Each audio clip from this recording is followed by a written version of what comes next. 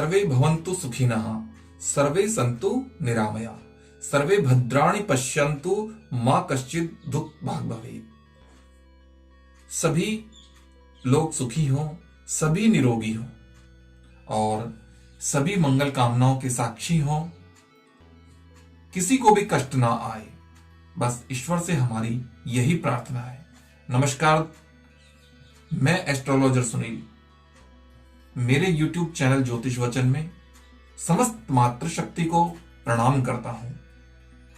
आज का मेरा वीडियो समस्त माता बहनों के लिए है और बहुत एक इंपॉर्टेंट बात मैं इस वीडियो पर आज से बता करके और शुरुआत करने जा रहा हूं। मुझे आप लोगों की इसमें बहुत ज्यादा मदद की जरूरत है, बहुत ज्यादा हेल्प की जरूरत है।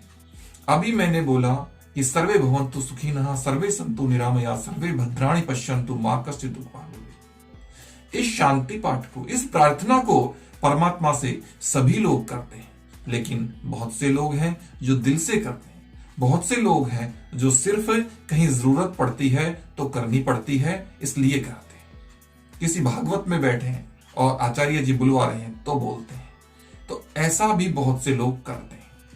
लेकिन जो करते हैं वो भी सिर्फ परमात्मा पे ही छोड़ देते हैं कि हे परमात्मा आप ही सब कुछ ऐसा करिए।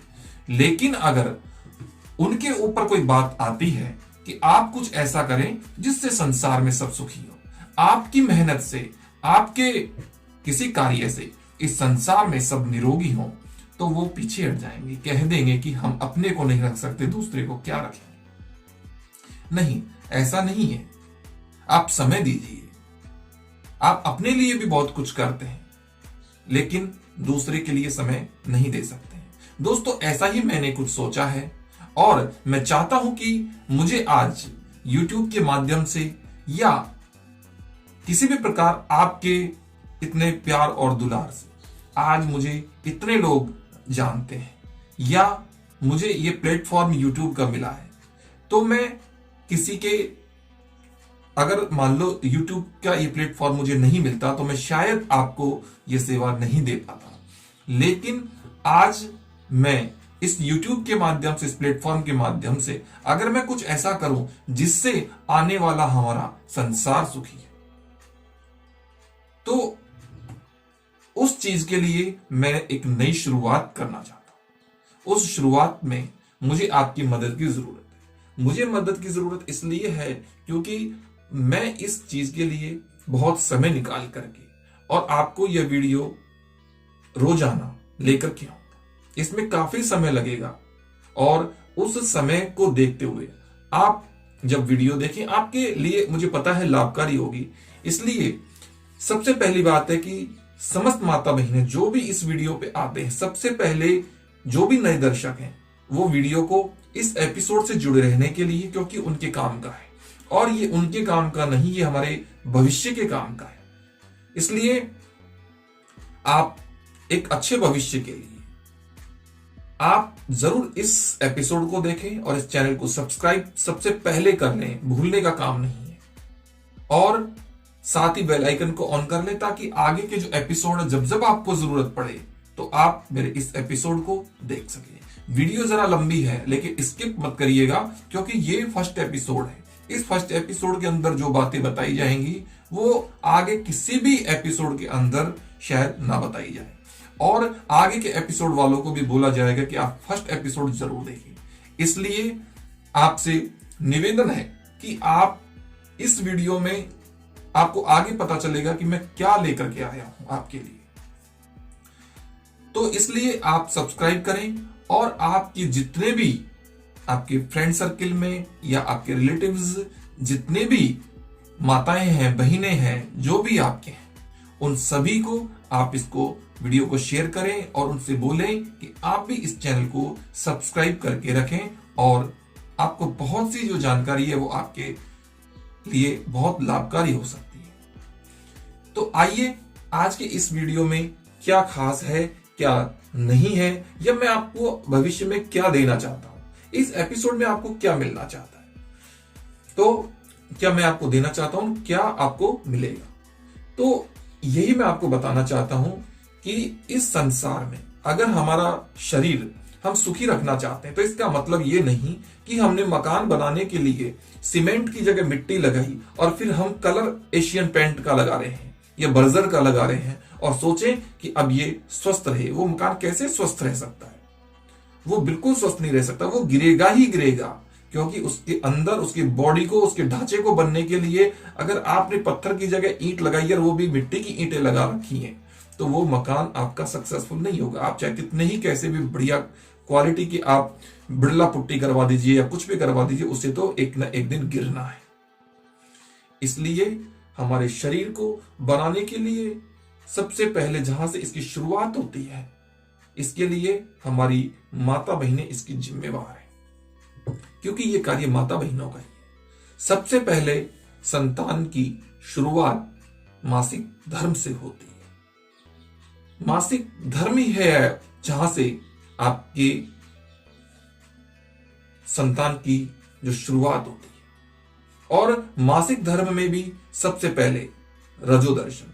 रजोदर्शन और मासिक धर्म, इन दोनों में क्या अंतर है? रजोदर्शन जो भी हमारी माता बहन को या किसी भी कन्या जीवन में पहली बार आता है उसको रजोदर्शन बोला जाता है, और जब लगातार हर महीने आता है तो उसे मासिक धर्म बोला जाता है, ऋतु धर्म बोला जाता है। तो ये चीज होती है रजोदर्शन और मासिक धर्म का अंतर। अब बात आती है कि रजोदर्शन जो पहली बार होता है वो ज्योतिष के अनुसार बहुत से ऐसे अशुभ समय होते हैं जिनमें, या ऐसी कुछ वहां का वातावरण होता है जिनमें देखा जाता है कि वो अशुभ होता है, उसको अशुभ माना जाता है। वो एक शुभ भविष्य का सूचक नहीं है। उसमें संतान अल्पायु हो सकती है, संतान नहीं भी हो सकती है, बहुत सी समस्याओं का सामना करना पड़ सकता है। आगे जाकर के जिनको रजोधर्म हुआ है वो बीमारियों से ग्रस्त रह सकती हैं, वो एक सुखी भविष्य का चेहरा नहीं देख पाती। तो इसलिए रजोदर्शन के लिए और मासिक धर्म जो होता है वो एक स्त्री के लिए बहुत बड़ी चीज होता है। अगर किसी स्त्री का मासिक धर्म अगर 28 दिन का साइकिल नहीं है, अगर किसी माता बहन को 28 दिन में नहीं आता है या 30 दिन में नहीं आता है या उससे आगे पीछे आता है या और भी किसी प्रकार का अगर विकार है, तो ये आपको एक समझ लीजिए कि इसको छोटी प्रॉब्लम मत समझिएगा, ये एक बहुत बड़ी प्रॉब्लम है। ये आपकी संतान को अल्पायु बना सकती है।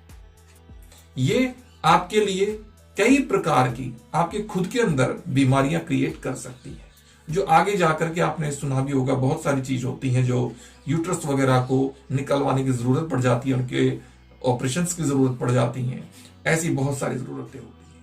इसलिए ज्योतिष के माध्यम से या कुछ परहेज के माध्यम से या किन चीजों का ध्यान रखें हम, जिससे हम एक अच्छी संतान को जन्म दें, एक सुखी संतान को जन्म दें, एक निरोगी संतान को जन्म दें, एक भाग्यशाली संतान को जन्म दें, ये सब कार्य यहीं से प्रारंभ होता है। इसलिए सबसे पहले मैं रजोदर्शन के लिए आज से शुरुआत करता हूं, आज से ही आपको बताता हूं कि आज 4 मार्च 2021 से सूर्योदय से लेकर के 5 मार्च 2021 के सूर्योदय के बीच में जो समय रहा है और आज का जो पंचांग का समय रहा है वो कैसे क्या है, ये एकदम से नहीं मैं बता सकता। आगे आप सुनते जाइए कि मैं क्या बताने वाला हूं। आज 4 मार्च 2021 है। आज का पंचांग षष्ठमी तिथि, कृष्ण पक्ष, फाल्गुन मास, विशाखा नक्षत्र, गुरुवार और व्याघात योग और रात्रि 9:58 के बाद में भद्रा। अब चंद्रमा 6:21 तक तुला राशि में है और उसके बाद में वृश्चिक राशि में विक्रम संवत 2077 है। ये आज का पंचांग है। आज के सूर्योदय से कल के सूर्योदय के बीच में पूरे हिंदुस्तान में जहां भी, मैं जयपुर के सूर्योदय के हिसाब से आपको ये गणनाएं बता रहा हूं, इससे जितने मिनट आगे पीछे आपका सूर्योदय हो उस हिसाब से आपको ये गणना करनी पड़ेगी, क्योंकि मैं पूरी अलग अलग नहीं दे सकता। तो इस सूर्योदय से कल के सूर्योदय तक, यानी आज के से और कल के सूर्योदय तक, यानी कि 4 मार्च 2021 से 5 मार्च 2021 के बीच में जो सूर्योदय हो, इसमें किसी भी कन्या को अगर पहली बार रजोदर्शन हुआ है तो मैं उसके बारे में आपको बता देता हूं कि इनमें से 3 राशियां कर्क, वृश्चिक और मीन, ये जो 3 राशियां हैं, इन 3 राशियों को शाम को 6:21 तक इन 3 राशि वालों को अगर रजोधर्म हुआ है तो ये राशि के अनुसार शुभ नहीं है। राशि के अनुसार यह शुभ नहीं है इन 3 राशियों को। इसके अलावा जितनी भी राशियां हैं उनको शुभ है। इसके बाद में कल सुबह के सूर्योदय यानी 6:21 के बाद सिंह, धनु और मेष, ये 3 राशियां हैं। इन 3 राशि वालों को, यानी कि इन 3 राशि वाले जो कन्या हैं उनको अगर रजोधर्म हुआ है पहली बार तो वो इस 6:21 के बाद से कल के सूर्योदय तक शुभ नहीं है राशि के अनुसार। इसके बाद में जो राशियां बचती हैं वो शुभ है। अब बात आती है नक्षत्र की। विशाखा नक्षत्र है।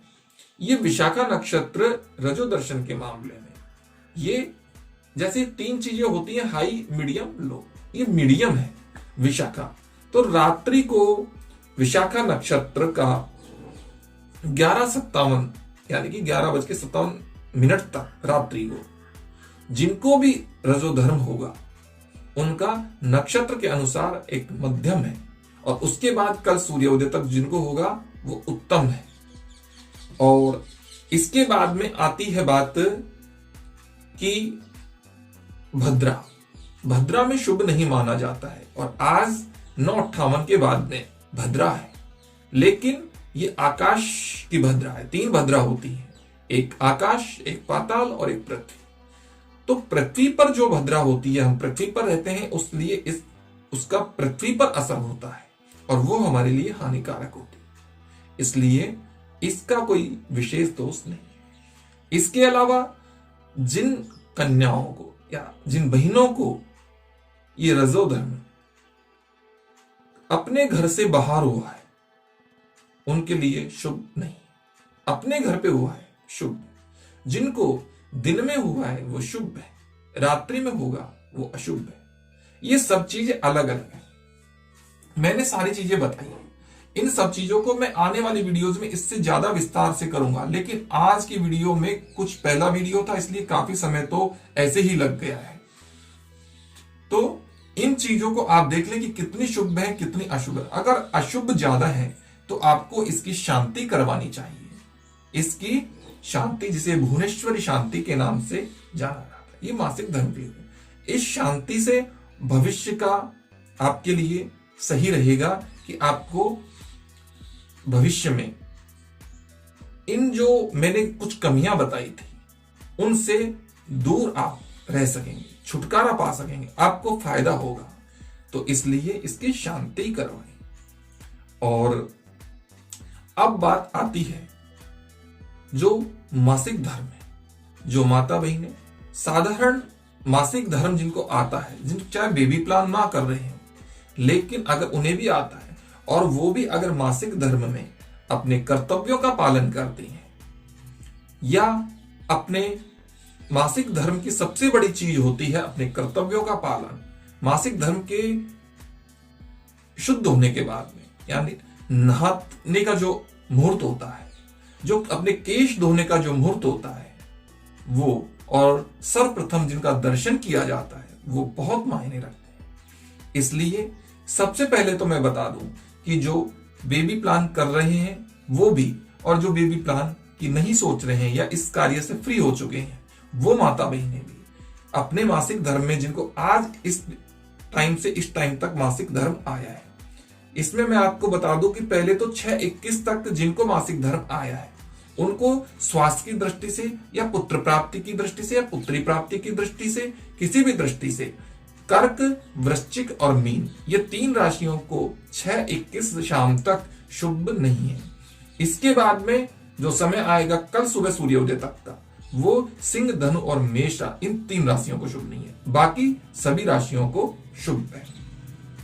अब इसके बाद में बात आती है कि आपको दोनों जो बेबी प्लान कर रहे हैं और जो नहीं कर रही हैं, दोनों के लिए कुछ नियम हैं, कुछ आज के कर्तव्य हैं आपके, कि आपको आज, कल और परसों, जब तक भी आपको अपना 3 दिन का धर्म रहता है, तब तक एकांत में रहें, शांत चित्त रहें, मन को प्रसन्न रखें, हिंसा और गुस्सा ना करें, सात्विक भोजन करें, मिर्च मसाले का भोजन ना करें, और फालतू किसी से अनर्गल बातें ना करें, दिन में सोवे नहीं, अपने नाखून ना काटें, अपने बाल ना काटें, तेल, उबटन और आंखों में काजल या सुरमा ना लगावें, अनायास किसी से बातें ना करें और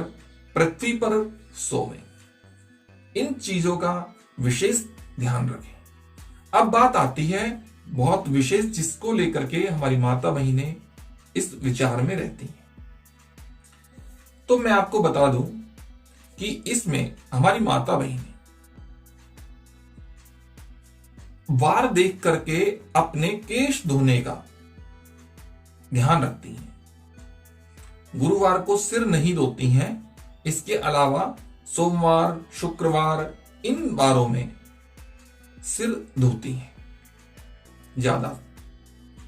तो देखिए, अब बात आती है सिर धोने की, तो यहां पे आप किसी अन्य वार को सिर धोएं, या शुक्रवार को, या शनिवार को, या रविवार को, लेकिन यहां पे नक्षत्र का भी आप विशेष ध्यान रखें। शुभ वार तो है ही, लेकिन मैंने एक मेरी वीडियोस में बता रखा है कि शुभ की जो वार जो होते हैं उनका अगर हमें कोई सॉल्यूशन करना है तो वो होरा होती है। होरा देख करके आप रविवार को भी सिर धो सकते हैं, शनिवार को भी धो सकते हैं, गुरुवार को भी धो सकते हैं। आप किसी भी वार में होरा देख करके कार्य कर सकते हैं। तो 6 मार्च प्रातः 10:36 से 12:33 तक शनिवार रहेगा इस दिन, इसलिए 10:36 से 12:33 तक का समय, जहां आपको शनिवार का कोई दोष नहीं लगेगा, आप स्नान कर सकती हैं शुभ नक्षत्र में। ये शुभ मुहूर्त है और ये साधारण मुहूर्त है। साधारण यानी कि जो बेबी प्लान नहीं करना चाहती हैं उनके लिए ये साधारण मुहूर्त है, और जो करना चाहती हैं उनके लिए भी शुभ है। लेकिन जो शीघ्र गर्भ धारण करना चाहती हैं कि जल्दी से जल्दी गर्भ धारण हो, उन्हें वो माता बहनें 7 मार्च 7:40 से 10:35 तक, हालांकि इसमें ज्येष्ठा मूल गंड मूल नक्षत्र है, बट ये शीघ्र गर्भाधान का नक्षत्र है, मूल नक्षत्र। और एक बात आती है कि आप स्नान करें, उसके बाद में दर्शन किसका करें। देखिए, दर्शन वैसे तो हमेशा अपने पति देव का ही करना चाहिए, और जब तक पति का दर्शन नहीं हो तब तक स्नान के बाद में अपनी नजरों को बचा करके रखना चाहिए कि किसी पे उनकी दृष्टि ना पड़ जाए, या आपकी दृष्टि किसी और के स्वरूप को, किसी और के सौंदर्य को ना देखे। और अगर मान लो आपके पति आपके साथ नहीं है, प्रवास काल में है, कहीं बाहर है, तो आप सूर्य देव का दर्शन करें, सूर्य देव को नमस्कार करें, लेकिन अपने पति की छवि को, अपने स्वामी की छवि को ध्यान में रखकर उनका स्मरण करते हुए सूर्य देव का दर्शन करके। अच्छा, इसके अलावा आज सुबह यानी कि 4 मार्च 2021 के सूर्योदय से कल 5 मार्च 2021 के सूर्योदय के बीच में जिन माता बहनों को यह बड़ी शिकायत रहती है, जिन माता बहनों को मासिक धर्म हुआ है, वो अगर पुत्र प्राप्ति या पुत्री प्राप्ति कुछ भी अगर यानी कि बेबी कंसीव करना चाहती हैं, तो उनके लिए एक विडंबना है कि आज का दिन पहला कब तक होगा, कल का दिन दूसरा कब तक का होगा, वो कल का दिन पहला मानेंगे या आज का पहला मानेंगे, क्या है, कब से क्या काउंट करें। तो उनके लिए मैं बता देता हूं कि 4 मार्च से लेकर के 5 मार्च के सूर्योदय के बीच में जो रात्रि होगी, यानी कि 4 और 5 के मध्य की जो रात्रि होगी, इस रात्रि में रात्रि को 2:44 से पहले जिनका पीरियड आया है वो 4 तारीख में गिना जाएगा, 2:44 के बाद में आया है वो 5 तारीख में गिना जाएगा। इसलिए 4 तारीख वाला पहला दिन होगा और अगर अगले दिन जाता है तो 5 तारीख वाला पहला। तो इस तरह का एपिसोड है और इस एपिसोड से मैं बताना चाह रहा हूं आपको कि अगर आप इस तरीके से मासिक धर्म में रहेंगे, ऐसी शुद्धता बना करके रखेंगे, इतना ध्यान रखेंगे, तो मुझे लगता है कि हमारे आने वाली जो पीढ़ी है, क्योंकि आप एक अच्छी संतान को जन्म देंगे, आप खुद भी स्वास्थ्य से सुखी रहेंगी और बहुत कुछ आपको इससे बेनिफिट्स मिलेंगे, बहुत से फायदे मिलेंगे। लेकिन मेरा आपसे निवेदन है कि इस एपिसोड को देखने के लिए जो भी मेरे चैनल पर मेरे सब्सक्राइबर्स हैं, जो हमारी वीडियोज को पसंद करते हैं, जो हमें चाहते हैं, उन सभी से निवेदन है कि आप इस वीडियो को सब आपके मिलने वालों के पास, जो भी आपकी रिश्तेदारी में या जो भी फ्रेंड सर्किल में आपके हैं, उन सबको सभी एक शुभ मुहूर्त और इस तरह की अच्छी जानकारी के लिए, ताकि वो अपने टाइमिंग के अनुसार ये सारा कुछ देख सकें, उनके साथ शेयर करिए और उन्हें बोलिए कि वो चैनल को सब्सक्राइब करें। अगर चैनल सब्सक्राइब करेंगे और ज्यादा से ज्यादा हमारे सब्सक्राइबर्स बढ़ेंगे तो हमें खुशी होगी और हम इस एपिसोड को एक ऐसा बेहतरीन एपिसोड बनाएंगे जो आपके बहुत काम आएगा। तो आज की वीडियो में बस इतना ही, फिर मिलूंगा एक नई वीडियो के साथ में। तब तक के लिए मुझे इजाजत दें। नमस्कार।